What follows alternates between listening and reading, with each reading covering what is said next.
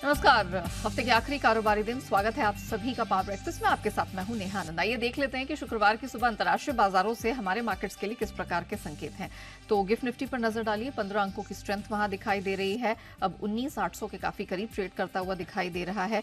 वहीं Dow futures पर नजर डालें, 5 अंकों की स्ट्रेंथ है, मतलब फ्लैट टू पॉजिटिव ट्रेड्स फिलहाल यहां दिख रहे हैं। नास्डैक फ्यूचर्स दबाव में, 20-21 अंकों की कमजोरी है। एशियन मार्केट्स पे प्रेशर बनता हुआ दिखाई दे रहा है। जापानीज मार्केट निके 350 अंक कमजोर और बाकी जितने मार्केट्स अभी खुल रहे हैं उनमें 1/3 से 0.5% तक की कमजोरी दिखाई दे रही है। हांगकांग के बाजारों को लेकर कुछ यहां पर दिक्कतें हैं, ट्रेड्स देरी से शुरू होंगे। लेकिन कमोडिटी मार्केट में थोड़ा सा ऊपरी स्तरों से प्रेशर बना है, फिर चाहे वो कच्चा तेल हो, सोना या चांदी, सब प्रेशर में डॉलर इंडेक्स के कारण ट्रेड करते हुए नजर आ रहे हैं। बीते सत्र में इक्विटी और कमोडिटी मार्केट में क्या कुछ हुआ है, पूरी डिटेल लेकर मेरे सहयोगी दीपांशु इस वक्त मेरे साथ स्टूडियो में जुड़ चुके हैं। दीप, मॉर्निंग प्रेशर में कुछ मार्केट्स नजर आ रहे हैं, फिर चाहे वो इक्विटी हो, कमोडिटी हो, क्या सिर्फ और सिर्फ डॉलर का इंपैक्ट है या कुछ और भी कारण है? कुछ ऐसा बड़ा ट्रिगर नहीं आया है नेहा। अगर आप देखें 1-2 दिन से डेटा भी कुछ ऐसा आपका नहीं आते हुए दिख रहा है जो बाजार के मूवमेंट को इम्पैक्ट करे। थोड़ी आपकी बॉन्ड यील्ड गिरकर आई है, कच्चे तेल में भी कल आपने थोड़ी नरमी आती हुई देखी, तो कुछ ऐसा खराब संकेत नहीं आए हैं। बट बाजार का मूड माहौल थोड़ा सुस्त बना हुआ है। फेड की पॉलिसी पर सबकी नजर बनी हुई है, तो आई थिंक उससे पहले अभी भी बाजार में एक सुस्ती है, ऊपर की स्तरों पर दबाव है, थोड़ी नर्वसनेस है, और ऑफकोर्स डॉलर इंडेक्स तो है ही 6 महीने की ऊंचाई पर, तो उसका प्रेशर आपको बनते हुए दिख रहा है। हालांकि कल का सेशन 2-3 दिनों में थोड़ा ठीक ठाक आपको होते हुए दिखा है, स्पेशली डाउ के लिए जहां पर गिरावट पर ब्रेक लगा है। 200 अंक की बहुत ही छोटे दायरे में आपने ट्रेड होते देखा, और उस बीच करीब 60 अंक ऊपर आपके लिए डाउ बंद होते दिखा। कुछ ज्यादा खास सेशन नहीं था, हल्का फुल्का ही एक्शन यहां पर दिखा। बट नास्डैक पर लगातार चौथे दिन कल आपने गिरावट आते हुए देखी है। नास्डैक पर कमजोरी अभी भी बनी हुई है, ऑलमोस्ट 1% की गिरावट कल नास्डैक पर आपने आती हुई देखी। बॉन्ड यील्ड हालांकि कल थोड़ी नर्म हुई है, 4.3% तक पहुंच चुकी थी, उसके बाद हम देख रहे हैं 4.25% के थोड़ा नीचे आती हुई दिखी है बॉन्ड यील्ड। बट आईटी पर प्रेशर आपने कल भी आते हुए दिखा। ज्यादा योगदान आपका एप्पल की तरफ था, जहां पर लगातार दूसरे दिन 3% की गिरावट शेयर के प्राइसेस में आती हुई दिखी है। चीन की सरकार जितने भी उनके गवर्नमेंट एम्प्लॉयज हैं उन्हें कह रही है कि कोई भी आप फॉरेन मोबाइल डिवाइस नहीं यूज करें, जो जिसमें आपके लिए आईफोन भी इंक्लूड होता है। तो डर वहां से है कि सरकारी कर्मचारियों को कहा गया है कि आईफोन का इस्तेमाल ना करें, उस पर रोक लगाई जाए। और यह भी डर है कि बाकी स्टेट अथॉरिटीज और बाकी जो अथॉरिटीज हैं या गवर्नमेंट से जुड़े लोग हैं उन्हें भी कहा जा सकता है कि आप इन फॉरेन फोन्स का इस्तेमाल ना करें। तो डर वहां से फैल रहा है और इसलिए एप्पल पर आपने दबाव देखा। बट इसके साथ ही बाकी टेक्नोलॉजी शेयर्स पर भी दबाव था। अगर कोई रिटेलिएटरी एक्शन आता है चीन की तरफ से या फिर यूएस सरकार की तरफ से, तो उसका भी भारी प्रभाव पड़ सकता है। तो आईटी में वीकनेस बनी हुई है, बॉन्ड यील्ड अभी भी एलिवेटेड है, हालांकि कल थोड़ी नर्म हुई है, और डॉलर इंडेक्स अभी भी आपका 105 के ऊपर 6 महीने की ऊंचाई पर बना हुआ है। तो ये सारे फैक्टर जो पिछले कुछ दिनों से बाजार पर दबाव बना रहे हैं, ये कल भी आपको बनाते हुए दिखे हैं। इसके अलावा अगर आप देखेंगे साप्ताहिक बेरोजगारी के दावे, ये कल उम्मीद से बेहतर आते हुए दिखे। एक तरह से आप कह सकते हैं अच्छी बात है कि बेरोजगारी के दावे कम थे, बट ये अगेन इकोनॉमी की स्ट्रेंथ दिखा रहा है। 2,16,000 के दावे फाइल हुए हैं, 2,35,000 का अनुमान किया गया था। आज की अगर बात करें कुछ ऐसा बड़ा डेटा नहीं आने वाला, थोड़ा कंज्यूमर क्रेडिट डेटा आने वाला है, देखते हैं उस पर बाजार कैसे रिएक्ट करते हैं। कुछ फेड स्पीकर्स भी बात कर रहे हैं और पूछा जा रहा है कि क्या आपको लगता है कि फेड की पॉलिसी रेस्ट्रिक्टिव इनफ है। ज़्यादातर लोग जो फेड के हैं वो इस समय कह रहे हैं कि हम डेटा डिपेंडेंट ही रहेंगे। सितंबर पॉलिसी में तो कोई रेट हाइक एक्सपेक्ट नहीं कर रहा है, बट नवंबर में करीब 50% लोग रेट हाइक की उम्मीद लगा रहे हैं। यूरोप की बात करें तो यहाँ पर कल मिला जुला कारोबार रहा। डॉलर इंडेक्स अभी भी मजबूत है, पर कच्चे तेल में कल आपने थोड़ी गिरावट आती हुई दिखी, $90 के नीचे आया है ब्रेंट। चीन की तरफ से जो ट्रेड डेटा था थोड़ा सुस्त था, हालांकि चीन की तरफ से तेल की खरीदारी बरकरार है। अमेरिका में जो वीकली भंडार है यहां पर लगातार चौथी साप्ताहिक गिरावट है, तो ये निचले स्तरों पर क्रूड को जरूर सपोर्ट देती हुई दिखेगी। हालांकि बाकी कमोडिटीज में सुस्ती जरूर आ रही है। सोना 1.5 हफ्ते के निचले स्तर पर है, चांदी 3 हफ्ते के निचले स्तर पर है, कॉपर 2.5 हफ्ते के निचले स्तर पर आपको आते हुए दिख रहा है। चीन की तरफ से थोड़ा मांग में असर पड़ रहा है। एग्री कमोडिटीज में थोड़ा मिला जुला कारोबार है। शुगर की तो तेजी बरकरार है, बाकी एग्री कमोडिटीज में थोड़ा मिला जुला कारोबार है। तो सुस्ती अभी भी है बाजारों में, थोड़ी ऊपर की तरफ आप नर्वसनेस देख रहे हैं इक्विटीज में, बट कल का सेशन थोड़ा ठीक ठाक रहा बाकी सेशंस के मुकाबले में। ओके, तो कल का सेशन बेहतर रहा है और हमारे मार्केट्स इससे किस प्रकार का क्यूज लेते हैं, अब ये देखने वाली बात होगी। धन्यवाद दीप, वो पूरी डिटेल दर्शकों के सामने रखने के लिए। आइए आगे बढ़े, उससे पहले देख लेते हैं कि कल यानी कि गुरुवार को संस्थागत निवेशकों का प्रदर्शन कैसा रहा है।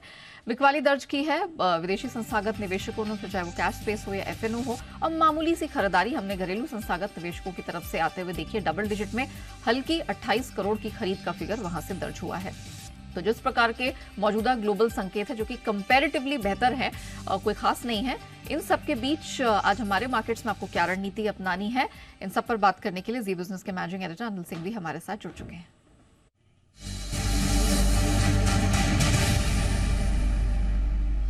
सर, फ्राइडे मॉर्निंग क्यूज यहां पर ठंडे ही दिखाई दे रहे हैं, आपकी क्या सलाह होगी सर निफ्टी बैंक निफ्टी के लिए?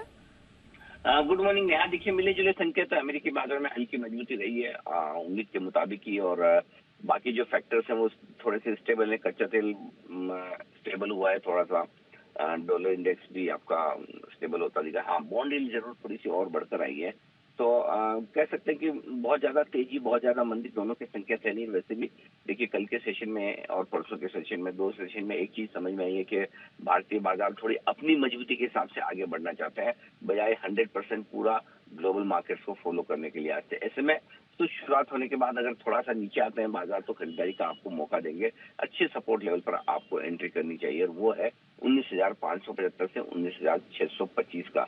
ये लेवल बढ़िया लेवल है जहां पर आपको खरीदारी करने का एक अच्छा मौका बन सकता है। एक चीज और ध्यान में रखने वाली बात है वो ये कि कल के सेशन में भले कैश मार्केट में एफआईएस की बिकवाली का आंकड़ा अब भी है, लेकिन छोटा होता दिखा है। 750 करोड़ की ही बिकवाली है, और वायदा कारोबार में इंडेक्स और स्टॉक फ्यूचर्स दोनों में एफआईएस ने अच्छी खरीदारी की है। स्टॉक फ्यूचर्स में बढ़िया शॉर्ट कवरिंग होती दिखी है, तो लोअर लेवल पर थोड़ा शॉर्ट कवरिंग का, थोड़ा खरीदारी का सपोर्ट आज आपको मिलने की उम्मीद रखनी चाहिए। ऊपरी स्तरों पर 19,800, 19,865 ये है वो रेंज जहां तक जाने की कोशिश निफ्टी की हो सकती है।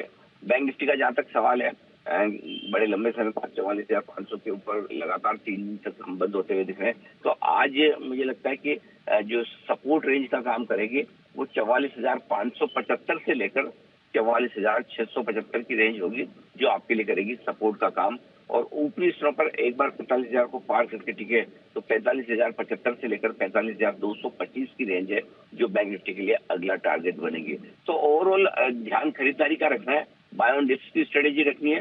तो शुरुआत होने पर थोड़ा टुकड़ों में लोअर लेवल्स पे पहले सपोर्ट लेवल के आसपास आने पर आपको करनी है खरीदारी। जी, वैलिड पॉइंट से धन्यवाद हमारे दर्शकों को दिशा देने के लिए। तो क्लियरली खरीदारी का मार्केट बन रहा है, अच्छे लेवल्स पर आपको एंट्री से बिल्कुल भी चूकना नहीं है। सर क्लियरली ये संदेश दे रहे हैं। निफ्टी 19,575 से 625 सहारा देने वाली बैंड होगी, और ऊपर 19,865 तक का लेवल छूता हुआ निफ्टी नजर आ सकता है। बैंक निफ्टी 44,575 से 675 ये आज सपोर्ट वाली रेंज होगी, और ऊपर सर मानते हैं कि जैसे ही 45,000 हिट होके क्लियर होगा तो 45,075 से 45,225 तक ये ऊपर जाता हुआ दिखाई दे सकता है। तो क्लियरली सर ने मेंशन किया, बाय ऑन डिप्स का मार्केट है, इस पर ध्यान दीजिएगा। आइए अब जान लेते हैं कि खबरों के दम पर किन स्टॉक सेक्टर्स में दिखेगा एक्शन। अरमान पूरी डिटेल लेकर हमारे साथ जुड़ चुके हैं। अरमान, मॉर्निंग महत्वपूर्ण ट्रिगर्स आज के लिए और खबरों के दम पर कहां एक्शन दिखेगा?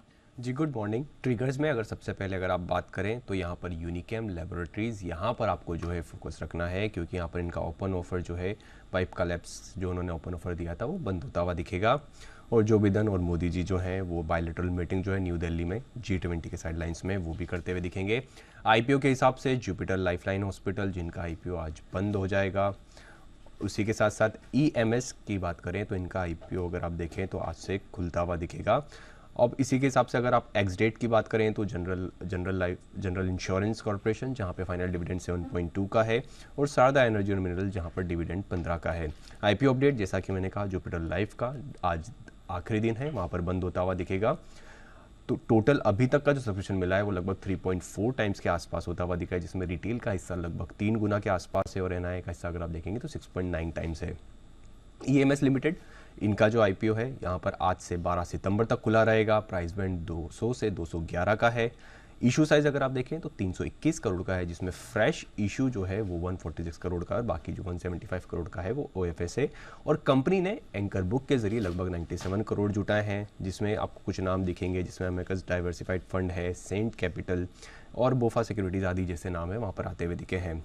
बजाज फिनसर्व अगस्त का अपडेट है, यहाँ पर जो ग्रॉस डायरेक्ट प्रीमियम है वहाँ पर 64% के आसपास की बढ़ोतरी होती हुई दिखी है, और न्यू बिजनेस प्रीमियम में बात करें तो 38% की बढ़ोतरी होती हुई दिखी है।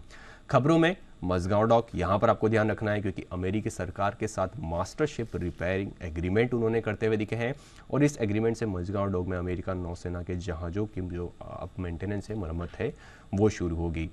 तेजस नेटवर्क्स, यहाँ पर TCS से एडवांस के तौर पर 750 करोड़ इनको मिलते हुए दिखे हैं, और ये रेडियो एक्सेस नेटवर्क इक्विपमेंट की सप्लाई के लिए जो है इनको 750 करोड़ मिले हैं। एक्साइड इंडस्ट्रीज़, यहाँ पर राइट बेसिस पर सब्सिडरी एक्साइड एनर्जी में इक्विटी सब्सक्रिप्शन के जरिए 100 करोड़ का जो है निवेश के बदले लगभग 3.2 करोड़ के आसपास के जो है इक्विटी शेयर जारी होते हुए दिखे हैं, और ये 21 रुपये के भाव के आसपास जो है ये निवेश किया गया है। टाटा स्टील, यहाँ पर आपको ध्यान रखना है क्योंकि Tata steel special economic zone limited और अवादा ने जो है करार किया है उड़ीसा में ग्रीन हाइड्रोजन और ग्रीन एमोनिया प्रोजेक्ट के लिए जो है ये करार करते हुए दिखे हैं। और अंत में लैंडमार्क कार्स पर आपको ध्यान रखना है क्योंकि महिंद्रा एंड महिंद्रा के साथ मिलकर ये हावड़ा में डीलरशिप जो है वो खोलेंगे, और सब्सिडरी अगर आप देखें उनकी जो सब्सिडरी लैंडमार्क मोबिलिटी आप प्राइवेट जो है हावड़ा में डीलरशिप शुरू करेगी, जिसमें आप देखें कि कुल मिला के अगर आप बात करें यहाँ पर डीलरशिप के जरिए महिंद्रा की गाड़ियों के सेल्स, आफ्टर सेल सर्विस और उसी के साथ साथ पर्सनल पिकअप या फिर ऐसी चीज़ें जो हैं वो भी प्रोवाइड करते हुए दिखेंगे। चलिए, तो ये तो वो खबरें जिनके दम पर इन चुनिंदा स्टॉक सेक्टर्स में दिखेगा एक्शन, मतलब आपके लिए होगा भरपूर कमाई का मौका। लेकिन फोकस तो हमारा बना हुआ है G20 सम्मेलन पर। G20 सम्मेलन के लिए दुनिया के सर्वोच्च नेताओं का राजधानी दिल्ली पहुंचना शुरू हो चुका है। आज अमेरिकी राष्ट्रपति जो बाइडेन पहली बार भारत दौरे पर आ रहे हैं। समिट से पहले आज क्या क्या कार्यक्रम आयोजित होने वाले हैं, ये बताने के लिए जी बिजनेस संवाददाता तरुण शर्मा हमारे साथ जुड़ चुके हैं। तरुण, मॉर्निंग, जरा बताइए, दिल्ली में खासी चहल पहल है G20 सम्मेलन को लेकर, तो क्या कुछ होने वाला है, कौन कौन से कार्यक्रम यहाँ लाइंड अप है, जरा बताइए दर्शकों को। मैं बताना चाहूंगा कि G20 की आज से बैठक शुरू होने वाली है। जो बाइडेन यूएस के प्रेसिडेंट जो हैं वो शाम के करीबन 7 बजे दिल्ली पहुंच सकते हैं, जो सोर्सेज के थ्रू जो पता लग पा रहा है, क्योंकि सिक्योरिटी रीजन की वजह से clear timeline ministry of external affairs की तरफ से नहीं बताई जा रही है। लेकिन उम्मीद है कि शाम को 7 बजे के करीब वो देश में आएंगे और उसके बाद सीधे वो पीएम मोदी के साथ एक बायलैटरल मीटिंग कर सकते हैं। इस बायलैटरल मीटिंग में जो मेन एजेंडा रहेगा बातचीत का वो रहेगा क्लाइमेट चेंज और जो ट्रांजिशन जो अभी हम देख रहे हैं एनर्जी का, वो एक बड़ा मुद्दा रहेगा। मल्टीलैटरल डेवलपमेंट बैंक में $200 बिलियन का एक फंड बनाने की बात है, उस पर चर्चा हो सकती है। जो प्रधानमंत्री की तरफ से डिजिटल पब्लिक इंफ्रास्ट्रक्चर पे बातचीत हो सकती है। यूपीआई को कैसे हम यूज कर सकते हैं वर्ल्ड वाइड, जिससे लोगों को फायदा पहुंच पाए, क्योंकि हमने एक रिपोर्ट हमने देखी है जो डिस्कशन में भी आई कि डिजिटल पब्लिक इंफ्रास्ट्रक्चर की वजह से जो गरीबी है उसको दूर किया जा सकता है। एक सस्टेनेबल इकोनॉमी के लिए डिजिटल पब्लिक इंफ्रास्ट्रक्चर एक बहुत इंपॉर्टेंट फैक्टर है। तो ये मुद्दों पे आज चर्चा हो सकती है। साथ ही रूस यूक्रेन का जो वॉर चल रहा है उस पर भी दोनों देश के लीडर्स चर्चा कर सकते हैं। इसके साथ साथ 5:30 बजे यूएस के प्रेसिडेंट से पहले पीएम मोदी बांग्लादेश के पीएम शेख हसीना से मिलेंगे करीबन 5:30 बजे। वो एक मीटिंग काफ़ी इम्पॉर्टेंट है क्योंकि हमारा पड़ोसी देश है। एक्सपोर्ट जो टेक्सटाइल एक्सपोर्ट्स के लिए कुछ ना कुछ वहाँ पे चर्चा हो सकती है। और G20 के अंदर इंडिया की प्रेसिडेंसी में उनको इनवाइट किया गया है, तो जो उनके देश के जो कंसर्न है वो भी वो पीएम मोदी के साथ साझा करेंगे। तो ये एक बड़ा मुद्दा होगा आज। और करीबन 2:30 बजे जो है वो मिनिस्ट्री ऑफ एक्सटर्नल अफेयर्स अपनी एक प्रेस कॉन्फ्रेंस करेगी। उसमें वो बताएगी कि क्या क्या मुद्दों पे चर्चा संभव है, क्या क्या एक्सपेक्टेशन उनको है कि G20 की लीडर्स समिट से। तो पूरा दिन जो है वो पूरा पैक दिन है। और जो G20 जो लीडर्स समिट है वो 9 तारीख से शुरू होगी, लेकिन आज ऑलमोस्ट सभी लोग जो 19 देश और यूरोपियन यूनियन के जो लोग हैं वो आज यहाँ दिल्ली पहुँच जाएंगे। और 10 तारीख को फ्रांस के प्रेसिडेंट के साथ भी पीएम मोदी की बायलैटरल मीटिंग है। और इसके साथ साथ 10 तारीख को वो राजघाट जैसी जगहों पे भी जाएंगे। लेकिन जो मेन फोकस रहेगा वो 9 तारीख को रहेगा कि किस तरीके से लीडर समिट में फैसला हो, क्या कॉमन कम्युनिकेट किया जाएगा या नहीं, क्या किस किस किस मुद्दों पे कंसेंसस बनता हुआ दिखाई देता है। ओके, चलिए, तो अगले 2 दिन बहुत ही महत्वपूर्ण होने वाले हैं। वैसे तो कार्यक्रम आज से ही लाइंड अप है, लेकिन कुछ बड़े बड़े निर्णय और बड़ी वार्ता यहां पर होती हुई दिखाई दे सकती है। ऑफ कोर्स आपको जी बिजनेस के साथ जुड़े रहना है पल पल के अपडेट के लिए ओवर द वीकेंड। धन्यवाद तरुण, वो पूरी डिटेल दर्शकों के सामने रखने के लिए। आइए अब इक्विटी मार्केट पर एक्सपर्ट्स की क्या राय बन रही है जान लेते हैं। मोतीलाल ओसवाल की शिवांगी सारदा हमारे साथ इस समय शामिल हो चुकी हैं। शिवांगी जी, मॉर्निंग, बहुत स्वागत है। वैसे तो हमने देखा अक्रॉस द बोर्ड कल अच्छी स्ट्रेंथ दिखी, फार्मा हेल्थ केयर थोड़ी सी सेहत डगमगाई थी, अदरवाइज सारे इंडाइसेस में हरियाली दिखी है। खबरों के दम पर मैं चाहूंगी कि कुछ स्टॉक्स पर आप व्यू दीजिए। मजगांव डॉक, अमेरिकी सरकार के साथ मास्टर शिप रिपेयर एग्रीमेंट हुआ, उनकी नौसेना की जो शिप की रिपेयर मेंटेनेंस है, मरम्मत है, उसको लेकर यहाँ करार हुआ। मुझे जरा बताइए, पूरा जो शिपिंग सेक्टर है वो काफी बजिंग रहा है। मजगांव डॉक कैसा लग रहा है? नमस्कार Neha ji, very good morning. तो हमने देखा है कि एक शिपिंग काउंटर्स में एक अच्छा ब्रेकआउट देखने को मिला है और ये काउंटर्स में जो जिस तरह से वॉल्यूम सर्ज भी देखने को मिल रही है, तो एक अच्छा अपसाइड बनते हुए दिख रहा है। इनफैक्ट मैसगाउट ऑफ नेक्स्ट टारगेट जो है 2150 तक के बनते हुए दिख रहे हैं, 2050 के एक सपोर्ट को ध्यान रखते हुए। दूसरा एक कोचिन शिपयार्ड है शिपिंग नेम्स में, वो भी काफी अट्रैक्टिव लग रहा है। रखेंगे नजर, कल दमदार स्ट्रेंथ वहां दिखी, 20% ऊपर बंद हुआ और ऑफ कोर्स मजगांव डॉक 9.5-10% की स्ट्रेंथ हमने वहां पर भी बनते हुए देखी है। इसके अलावा खबरों के दम पर हमने देखा है तेजस नेटवर्क, यहां पर कुछ एक्शन की संभावनाएं हैं क्योंकि टीसीएस से इनको radio access network equipment supply करने के करार पर 750 करोड़ का एडवांस मिला है। कल ये स्टॉक स्ट्रेंथ लेके बंद हुआ है। तेजस नेटवर्क, क्या सलाह होगी? जी, तेजस नेटवर्क की बात करें तो यहाँ पे कि एक रेंज से कर रहा है स्टॉक और अपने एक प्रीवियस जो हर्जन जोन हुआ करता था करीबन 840 तक का, वो सरपास करके होल्ड कर रहा है। तो यहाँ पे अच्छी तेजी देखने को मिल सकती है। 920-930 तक के लेवल टारगेट बनते हुए दिख रहे हैं। 875 के सपोर्ट को ध्यान रखें। साथ ही शिवांगी जी, ये बताइए कि आपको इस मार्केट में आज क्या पसंद आ रहा है? आपकी बेस्ट पिक्स कहाँ से आएंगी? जी, मेरा पहला पसंदीदा काउंटर रहेगा टाटा पावर। इसमें हमने देखा है कि स्टॉक जो है लगातार 3 हफ्तों से अपना बेस शिफ्ट करते जा रहा है और यहाँ पे एक अच्छी बाइंग इंटरेस्ट देखने को मिल रही है, हल्की कोई सी डिक्लाइन में। स्टॉक जो है अपने एक्सपोनेंशियल मूविंग एवरेज के ऊपर काफी अच्छी तरह से सपोर्ट बनाते हुए ट्रेड कर रहा है और एक अच्छे वॉल्यूम्स भी देखने को मिला है पिछले 2 हफ्तों में। तो यहाँ पे खरीदारी की सलाह रहेगी। 275 के टारगेट बनते हुए दिख रहे हैं, 258 के एक स्टॉप लॉस के साथ। दूसरा पिक मेरा रहेगा ऑटो स्पेस में से, वो है मारुति। इसमें एक काफी अच्छा बुलिश इंगल्फिंग कैंडल फॉर्मेशन हमें देखना है कल के सत्र में और एक अपमूव को रीटेस्ट करते हुए वापस स्टॉक जो है अब बाउंस के लिए तैयारी कर रहा है। तो यहाँ पे मेरी राय रहेगी कि एक अच्छा मूव मिलते हुए दिखेगा, खरीदारी करें। 10,000 650 तक के लेवल्स बनते हुए दिखेंगे, 10,000 के एक स्टॉप लॉस के साथ। एक बार मारुति पे अपने टारगेट स्टॉप लॉसेस रिपीट करिए शिवांगी, आपके ऑडियो में कुछ दिक्कत आ रही थी। 10,650 and stop loss would 10,080। Okay, thank you so much Shivangi ji हमारे साथ जुड़ने के लिए, बताने के लिए कि किन किन स्पेसेस में रखनी है नजर। टाटा पावर 275 के टारगेट के लिए करे खरीदारी और मारुति यहां पर भी 10,650 तक का टारगेट अपसाइड में दिखेगा, 10,080 का स्टॉप लॉस लगाना ना भूले। आइए बढ़ते कमोडिटी बाजार की तरफ और समझ लेते हैं कि आज आपको यहाँ क्या रणनीति अपनानी है। कुंवर के रवि देवरा हमारे साथ इस समय फोन लाइन पर जुड़ चुके हैं। रवि, गुड मॉर्निंग, बहुत स्वागत है आपका।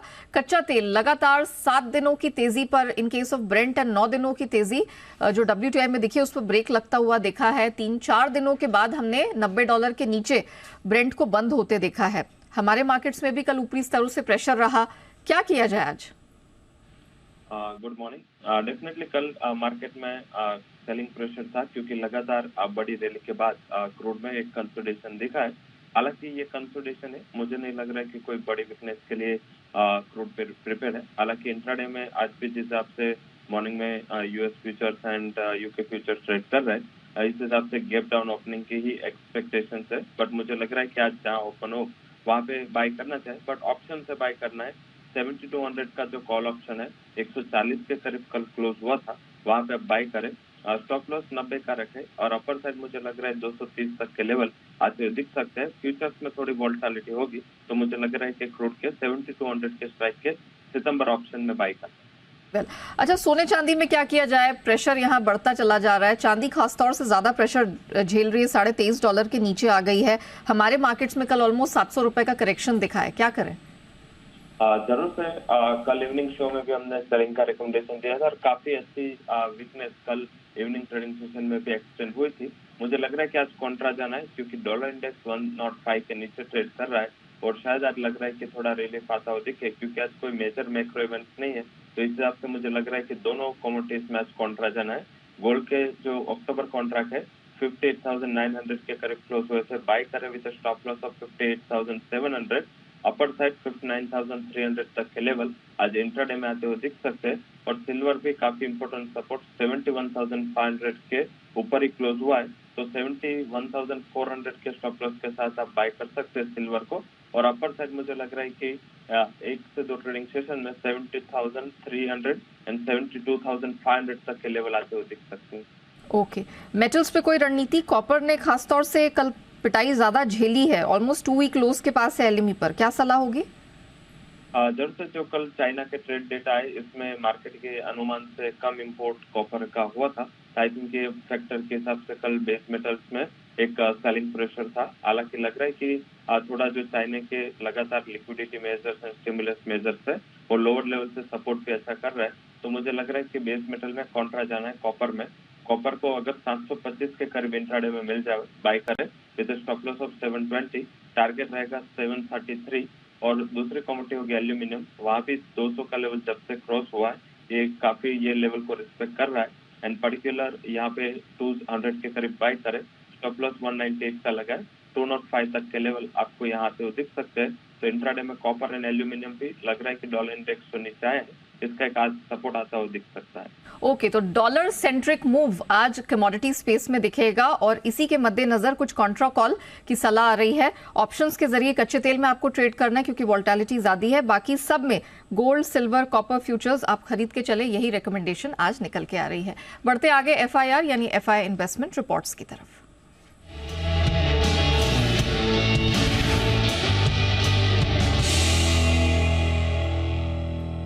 तो फॉरेन ब्रोकरेजेस की किन स्टॉक्स पर है नजर, पूरी डिटेल लेकर अरमान हमारे साथ जुड़ चुके हैं। अरमान बताइए।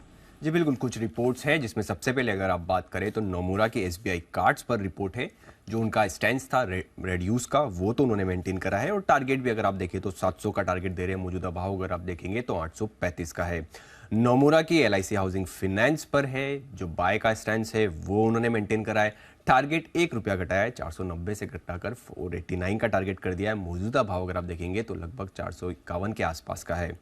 नोमुरा की ही 5 स्टार फाइनेंस पर रिपोर्ट है, मेंटेन कर रहे हैं बाय को, टारगेट जो है वो 870 का है। मौजूदा भाव अगर आप देखेंगे तो 705 का है। जेपी मॉर्गन की एचडीएफसी लाइफ पर रिपोर्ट है जिसमें जो उनका ओवरवेट का स्टैंड है वो उन्होंने मेंटेन करा है और टारगेट अगर आप देखें तो 780 का रखा है। मौजूदा भाव अगर आप देखेंगे तो 655 के आसपास का है। और अंत में नोमुरा की ही एचडीएफसी लाइफ पर रिपोर्ट है, मेंटेन कर रहे हैं बाय को और टारगेट रख रहे हैं 800 का, जो कि अगर आप मौजूदा भाव देखेंगे 655 के आसपास का है, उससे अच्छा खासा बड़ा है। धन्यवाद अरमान पूरी डिटेल के लिए। आइए इसी के साथ पावर ब्रेकफास्ट को हम यहीं रैप अप करते हैं, लेकिन बने रहिएगा जी बिजनेस के साथ।